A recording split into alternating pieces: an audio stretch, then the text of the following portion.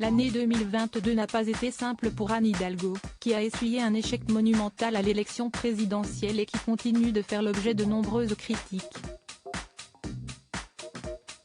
Le 28 décembre, le Parisien a évoqué le potentiel nouveau départ que la maire de Paris pourrait souhaiter prendre en 2023.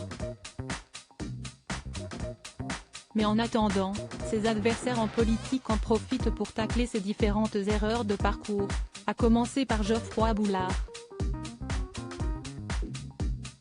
Le maire Les Républicains du 17e arrondissement de la capitale a assuré qu'après la présidentielle, Anne Hidalgo avait perdu toute crédibilité au plan national, mais aussi local puisque les Parisiens n'ont pas voté pour elle.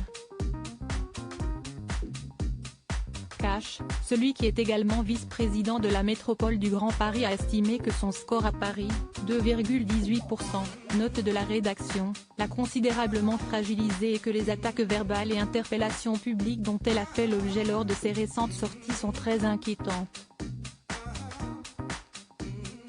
Revenons sur le score d'Anne Hidalgo durant l'élection présidentielle et sur la période qui a suivi. Un membre de l'exécutif a expliqué qu'elle a manifestement vécu une petite dépression.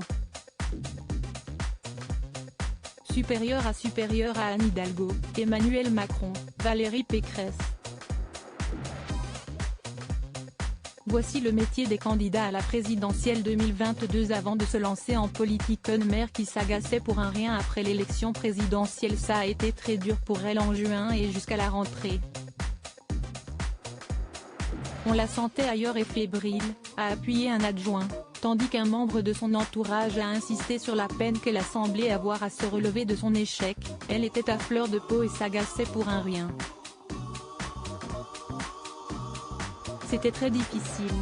Et Anne Hidalgo ne peut pas compter sur la Macronie, ni sur sa rivale de toujours, Rachida Dati, pour l'aider à sortir la tête de l'eau puisque les membres du gouvernement et son ennemi juré des Républicains profitent de la moindre occasion pour la critiquer copieusement.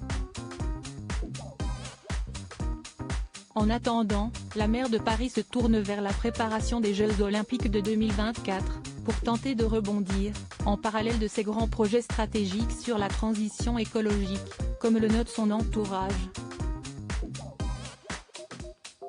Deux priorités pour l'année à venir qui risquent de mettre en jeu son avenir politique. Article écrit avec la collaboration de 6 médias Crédit Photo, Stéphane Le Mouton.